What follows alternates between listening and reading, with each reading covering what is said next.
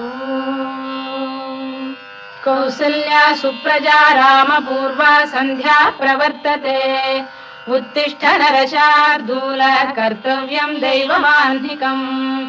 कौसल्या सुप्रजा रामपूर्वा सन्ध्या प्रवर्तते उत्तिष्ठ नरशार्दूल कर्तव्यं दैवमान्धिकम् उत्तिष्ठोत्तिष्ठ गोविन्द उत्तिष्ठ गरुडध्वज उत्तिष्ठ कमलाकान्ता त्रैलोक्यं मङ्गलं कुरु उत्तिष्ठोत्तिष्ठ गोविन्द उत्तिष्ठ गरुडध्वज उत्तिष्ठ कमलाकान्ता त्रैलोक्यं मङ्गलं कुरु मातः समस्त जगतां मधुकैटभारे वक्षो विहारिणि मनोहर दिव्यमूर्ते श्रीस्वामि निःश्रित जनप्रियदानशीले श्रीवेङ्कटेश दयिते तव सुप्रभातम् मातः समस्त जगतां मधुकैटभारे वक्षो विहारिणि मनोहर दिव्यमूर्ते श्रीस्वामि निःश्रित जनप्रियदानशीले श्रीवेङ्कटेश दयिते तव सुप्रभातम् तव सुप्रभातमरविन्दलोचने भवतु प्रसन्नमुखचन्द्रमण्डले विधिशङ्करेन्द्रवनिताभिरर्चिते वृषशैलनाथ दयिते दयानिधे अत्र्यादिसप्तऋषयः समुपास्य सन्ध्याम्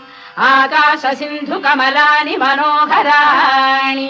आदाय पादयुगमर्चयितुम् प्रपन्नाः शेषाद्रिशेखर विभो तव सुप्रभातम् पञ्चाननाब्ज भव षण्मुखवासवाद्याः त्रैविक्रमादिचरितम् विबुधास्तुवन्ति भाषापतिः पठति वासरशुद्धिमारात् शेषाद्रिशेखर विभो तव सुप्रभातम् ईषत्प्रफुल्ल सरसीरुहनारिकेलपूगद्रुमादिसुमनोहर पालिकानाम् आवाति मन्दमनिलः सह दिव्यगन्धैः शेषाद्रिशेखर विभो तव सुप्रभातम् उन्मील्य नेत्रयुगमुत्तम पञ्जरस्थाः पात्रावशिष्ट कदलीफलपायसानि भुक्त्वा सलीलमथकेलिशुकाः पठन्ति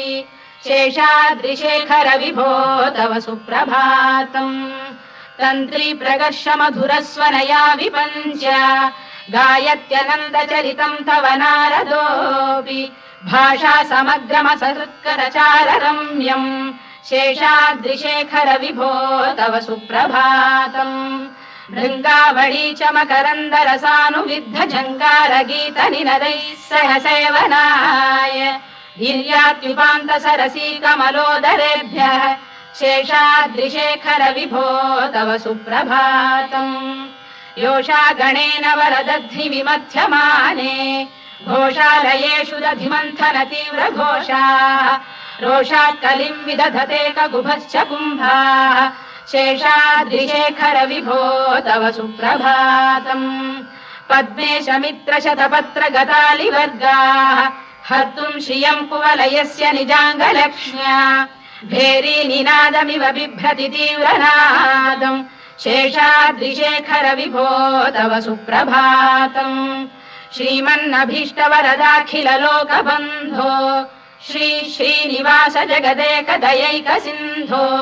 श्रीदेवतागृह भुजान्तल दिव्यमूर्ते श्रीवेङ्कटाचलपते तव सुप्रभातम् श्रीमन्नभीष्टवरदाखिल लोकबन्धो श्री श्रीनिवास जगदेक दयैक सिन्धो श्रीदेवतागृह भुजान्तर दिव्यमूर्ते श्रीवेङ्कटाचलपते तव सुप्रभातम् श्रीस्वामि पुष्करिणिकाप्लव निर्मलाङ्गाः श्रेयोर्थिनो हर विरिञ्च सनन्दनाद्याः द्वारे वसन्ति वरवेत्र हतोत्तमाङ्गाः श्रीवेङ्कटाचलपते तव सुप्रभातम् श्रीशेषशैल गरुडाचल वेङ्कटाद्रिनारायणाद्रिवृषभाद्रिविषाद्रिमुख्याम् आख्याम् त्वदीय वसतेरनिशम् वदन्ति श्रीवेङ्कटाचलपते तव सुप्रभातम् सेवा परा शिव सुरेश कृशानुधर्म रक्षोऽम्बुनाथ पवमान धनाधिनाथाः बद्धाञ्जलि प्रविलसन् निज शीर्षदेशाः श्रीवेङ्कटाचलपते तव सुप्रभातम् घाटीषु देवि खगराज मृगाधिराज नागाधिराज गजराज हयाधिराजाः स्वस्वाधिकारमहिमाधिकमर्थयन्ते श्रीवेङ्कटाचलपते तव सुप्रभातम् सूर्येन्दुभौम बुधवाक्परिकाव्यसौरि स्वर्भानुकेतु दिविषत्परिषत्प्रधानाः त्वद्दासदासचरमावधिदासदासाः श्रीवेङ्कटाचलपते तव सुप्रभातम् त्वत्पादधूलिभरितस्फुरितोत्तमाङ्गाः स्वर्गापवर्गनिरपेक्ष निजान्तरङ्गाः कल्पागमाकलनयाकुलताम् लभन्ते श्रीवेङ्कटाचलपते तव सुप्रभातम् त्वद्गोपुराग्रशिखराणि निरीक्षमाणाः स्वर्गापवर्गपदवीम् परमाम् श्रयन्तः मर्त्या मनुष्य भुवने मतिमाश्रयन्ते श्रीवेङ्कटाचलपते तव सुप्रभातम् श्रीभूमिनायक दयादिगुणामृताब्धे देवादिदेव जगदेक शरण्यमूर्ते श्रीमन्ननन्त गरुडादिभिरर्चिताङ्घ्रे श्रीवेङ्कटाचलपते तव सुप्रभातम् श्रीपद्मनाभ पुरुषोत्तम वासुदेव वैकुण्ठ माधव जनार्दन चक्रपाणे श्रीवत्स चिह्न शरणागत पारिजात श्रीवेङ्कटाचलपते तव सुप्रभातम् कन्दर्पदर्पहर सुन्दर दिव्यमूर्ते कान्ताकुजाम्बुरुह कुड्मललोल दृष्टे कल्याण निर्मल गुणाकर दिव्यकीर्ते श्रीवेङ्कटाचलपते तव सुप्रभातम् मीनाकृते कमठकोल नृसिंहवर्णिन् स्वामीन् परश्वत तपोधन रामचन्द्र शेषांश रामयदुनन्दन कल्किरूप श्रीवेङ्कटाचलपते तव सुप्रभातम् येलालवङ्ग घनसार सुगन्धितीर्थम् दिव्यम् वियस्सरिति हेम घटेषु पूर्णम् धृत्वाद्य वैदिक शिखामणयः प्रहृष्टाः तिष्ठन्ति वेङ्कटपते तव सुप्रभातम् भास्वानुदेति विगचानि सरोरुहाणि सम्पूरयन्ति निनदैः कगुभो विहङ्गाः श्रीवैष्णवाः सततमर्थितमङ्गलास्ते धामाश्रयन्ति तव वेङ्कट सुप्रभातम् ब्रह्मादयः सुरवराः समहर्षयस्ते सन्तः सनन्दन मुखास्तव योगिवर्याः धामान्तिके तव हि मङ्गलवस्तु हस्ताः श्रीवेङ्कटाचलपते तव सुप्रभातम् लक्ष्मीनिवास निरवद्य गुणैक सिन्धो संसार सागर समुत्तरणैकसेतो वेदान्त वेद्य निज वैभव भक्त भोग्य श्रीवेङ्कटाचलपते तव सुप्रभातम् लक्ष्मीनिवास निरवद्य गुणैक सिन्धो संसार सागर समुत्तरणैकसेतो वेदान्त वेद्य निज वैभव भक्त भोग्य श्रीवेङ्कटाचलपते तव सुप्रभातम् इत्थम् वृषाचलपतेरिह सुप्रभातम् ये मानवाः प्रतिदिनम् पठितुम् प्रवृत्ताः तेषाम् प्रभात समये स्मृतिरङ्गभाजाम् प्रज्ञाम् परार्थ सुलभाम् परमाम् प्रसूते इत्थम् वृषाचलपतेरिह सुप्रभातम् ये मानवाः प्रतिदिनम् पठितुम् प्रवृत्ताः तेषाम् प्रभात समये स्मृतिरङ्गभाजाम् प्रज्ञाम् परार्थ सुलभाम् परमाम् प्रसूते कमलाकुच चूचुक कुङ्कुमतो नियतारुणितातुलनीलतनो कमलायतलोचन लोकपते विजयी भव वेङ्कटशैलपते कमलाकुच चूचुक कुङ्कुमतो नियतारुणितातुलनीलतनो कमलायतलोचन लोकपते विजयी भव वेङ्कटशैलपते चतुर्मुख षण्मुख पञ्चमुख प्रमुखाखिल दैवत मौलिमणे शरणागतवत्सलसारनिधे परिपालय मां वृषशैलपते अतिवेलतया तव दुर्विषहैरनुवेलकृतैरपराधशतैः हरितं त्वरितं वृषशैलपते परया कृपया परिपाहि हरे अधिवेङ्कटशैलमुदारमतेर्जनदाभिमताधिकदानरतात् परदेवतया गदितान्निगमै कमलादयितान्न परं कलये कलवेणुरवावशगोपवधू शतकोटिवृता स्मरकोटिसमात् प्रतिवल्लविकाभिमतात् सुखदात् वसुदेवसुतान्न परं कलये अभिराम गुणाकरदाशरथे जगदेकधनुर्धर धीरमते रघुनायक राम रमेश विभो वरदो भवदेव दया जलधे अवनीतनया कमनीय करं रजनीकर चारु मुखाम्बुरुहम् रजनीचर राजतमो मिहिरं महनीयमहं रघुराममये सुमुखं सुहृदं सुलभं सुखदं स्वनुजं च सुखायममोघशरम् अपहाय रघुद्वहमन्यमहं न कथञ्चन कञ्चन जातु भजे विना वेङ्कटेशं ननाथो ननाथः सदा वेङ्कटेशं स्मरामि स्मरामि हरे वेङ्कटेश प्रसीद प्रसीद प्रियं वेङ्कटेश प्रयच्छ प्रयच्छ विना वेङ्कटेशं ननाथो ननाथः सदा वेङ्कटेशं स्मरामि स्मरामि हरे वेङ्कटेश प्रसीद प्रसीद प्रियं वेङ्कटेश प्रयच्छ प्रयच्छ अहं दूरतस्ते पदाम्भोजयुग्म प्रणामेच्छयागत्य सेवां करोमि सकृत्सेवया नित्यसेवा फलं त्वं प्रयच्छ प्रयच्छ प्रभो वेङ्कटेश अज्ञानिना मया दोषानशेषान् विहितान् हरे क्षमस्वत्वं शेषशैलशिखामणे अज्ञानिना मया दोषानशेषान् विहितान् हरे क्षमस्वत्वं शेषशैलशिखामणे ईशानां जगतोऽस्य वेङ्कटपतेर्विष्णोः परां प्रेयसीं तद्वक्षस्थलनित्यवासरसिकां तत्क्षान्तिसंवर्धिनीं पद्मालङ्कृतपाणिपल्लवयुगां पद्मासनस्थां श्रियम्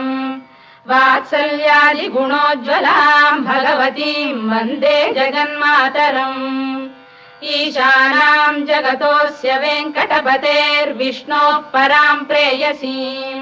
तद्वक्षस्थलनित्यवासरसिकां तत्क्षान्तिसंवर्धिनीं पद्मालङ्कृतपाणिपल्लवयुगां पद्मासनस्थां श्रियम् वात्सल्यादिगुणोज्ज्वलां भगवतीं वन्दे जगन्मातरम् श्रीमन्कृपाजलनिधे कृत सर्वलोक सर्वज्ञ शक्तनत वत्सल सर्वशेषिन् स्वामिन् सुशील सुलभाश्रित पारिजात श्रीवेङ्कटेश चरणौ शरणं प्रपद्ये श्रीमन्कृपाजलनिधे कृत सर्वलोक सर्वज्ञ शक्तनत वत्सल सर्वशेषिन् स्वामिन् सुशील सुलभाश्रित पारिजात श्रीवेङ्कटेश चरणौ शरणं प्रपद्ये आनूपुरार्पित सुजात सुगन्धि पुष्प सौरभ्य सौरभकरौ समशन्निवेशौ सौम्यौ सदानुभवनेऽपि नवानुभाव्यौ श्रीवेङ्कटेश चरणौ शरणं प्रपद्ये सद्यो विकासि समुदित्वरसान्द्र राग सौरभ्य निर्भर सरोरुह साम्यवार्ताम् सम्यक् सुसाहसपदेषु विलेखयन्तौ श्रीवेङ्कटेश चरणौ शरणं प्रपद्ये रेखामयध्वज सुधाकलशातपद्रवज्राङ्कुशाम्बुरुह कल्पक शङ्ख चक्रैः भव्यैरलङ्कृततलौ परतत्त्वचिह्नैः श्रीवेङ्कटेश चरणौ शरणं प्रपद्ये ताम्रोदरद्युतिपराजित पद्मरागौ बाह्यैर्महोभिरभिभूत महेन्द्रनीलौ उद्यन्नखांशुभिरुदस्त शशाङ्कभासौ श्रीवेङ्कटेश चरणौ शरणं प्रपद्ये सप्रेम भीति कमलाकर पल्लवाभ्याम् संवाहनेऽपि सपदिक्लममादधानौ कान्थाववाङ्मनस गोचरसौ कुमार्यौ श्रीवेङ्कटेश चरणौ शरणम् प्रपद्ये लक्ष्मी मही तदनुरूप निजानुभाव नीलादि दिव्यमलिशीकर पल्लवानाम् आरुण्य संक्रमणतः किल सान्द्ररागौ श्रीवेङ्कटेश चरणौ शरणम् प्रपद्ये निर्ज्ञानमद्विधि शिवादि किरीटकोटि प्रत्युक्त दीप्त नवरत्न महप्ररोहैः नीराजना विधिमुदारमुपादधानौ श्रीवेङ्कटेश चरणौ शरणम् प्रपद्ये विष्णु पदे परम इत्युदित प्रशंसौ यौ मध्व उत्स इति भोग्यतयाप्युपातौ भूयस्ततेति तव पाणितल प्रतिष्ठौ श्रीवेङ्कटेश चरणौ शरणम् प्रपद्ये पार्थाय तत्सदृश सारथिना त्वयैव यौ दर्शितौ स्वचरणौ शरणम् व्रजेति भूयोऽपि मह्यमिहतौ करदर्शितौ ते श्रीवेङ्कटेश चरणौ शरणम् प्रपद्ये मन्मूर्धिकालियपणे विकटाटवीषु श्रीवेङ्कटाद्रिशिखरे शिरसि श्रुतीनाम्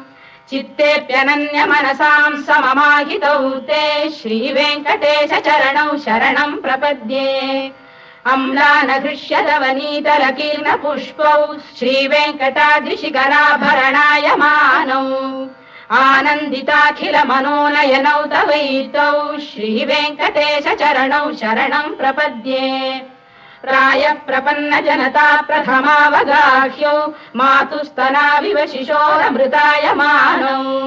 प्राप्तौ परस्पर तुलामतुलान्तरौ ते श्रीवेङ्कटेश चरणौ शरणम् प्रपद्ये सत्त्वोत्तरै सतत सेव्य पदाम्बुजेन संसार तारकदयार्द्रदृगञ्चलेन सौम्योपयन्तृमुनिना मम दर्शितौ ते श्रीवेङ्कटेश चरणौ शरणम् प्रपद्ये सत्त्वोत्तरै सतत सेव्य पदाम्बुजेन संसार तारकदयार्द्रदृगञ्चलेन सौम्योपयन्तृमुनिना मम दर्शितौ ते श्रीवेङ्कटेश चरणौ शरणम् प्रपद्ये श्रीशश्रिया घटिकया त्वदुपाय भावे प्राप्ये त्वयि स्वयमुपेय दया स्फुरन्त्या नित्याश्रिताय निरवद्य गुणाय तुभ्यम् स्याम् किङ्करो वृषगिरीश न जातु मह्यम् श्रीशश्रिया घटिकया त्वदुपाय भावे प्राप्ये त्वयि स्वयमुपेय दया स्फुरन्त्या नित्याश्रिताय निरवद्य गुणाय तुभ्यम् स्याम् किङ्करो वृषगिरीश न जातु मह्यम् श्रियकान्ताय कल्याण निधये निधयेऽर्थिनाम् श्रीवेङ्कटनिवासाय श्रीनिवासाय मङ्गलम् श्रियकान्ताय कल्याण निधये निधयेऽर्थिनाम् श्रीवेङ्कटनिवासाय श्रीनिवासाय मङ्गलम् लक्ष्मी सविभ्रमालोक सुभ्रू विभ्रम चक्षुषे चक्षुषे सर्वलोकानाम् वेङ्कटेशाय मङ्गलम् श्रीवेङ्कटाद्रिशृङ्गाग्रमङ्गलाभरणाङ्ग्रये मङ्गलानाम् निवासाय श्रीनिवासाय मङ्गलम्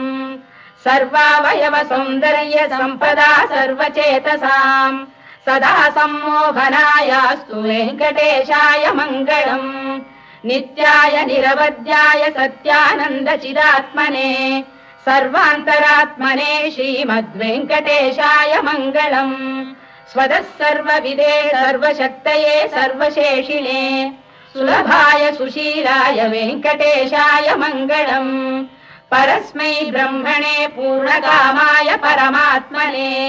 प्रयुञ्जे परतत्त्वाय वेङ्कटेशाय मङ्गलम् आकालतत्त्वमश्रान्तमात्मनामनुपश्यताम् अतृप्त्यमृतरूपाय वेङ्कटेशाय मङ्गलम् प्रायः स्वचरणौ पुंसाम् शरण्यत्वेन पाणिना कृपया दिशते श्रीमद्वेङ्कटेशाय मङ्गलम् दयामृततरङ्गिण्यास्तरङ्गैरिव शीतलैः अभाङ्गैः सिञ्चते विश्वम् वेङ्कटेशाय मङ्गलम् श्रद्भूषाम्बरहेतीनाम् सुषमावकमूर्तये सर्वार्तिशमनायास्तु वेङ्कटेशाय मङ्गलम् श्रीवैकुण्ठविरक्ताय स्वामी पुष्करिणीतटे रमया रममाणाय वेङ्कटेशाय मङ्गलम् श्रीवैकुण्ठविरक्ताय स्वामी पुष्करिणीतटे रमया रममाणाय वेङ्कटेशाय मङ्गलम् श्रीमत्सुन्दरजामातृमुनिमानसवासिने सर्वलोकनिवासाय श्रीनिवासाय मङ्गलम् मङ्गलाशासनपरैर्मदाचार्य पुरोगमैः सर्वैश्च पूर्वैराचार्यैः सत्कृतायास्तु मङ्गलम्।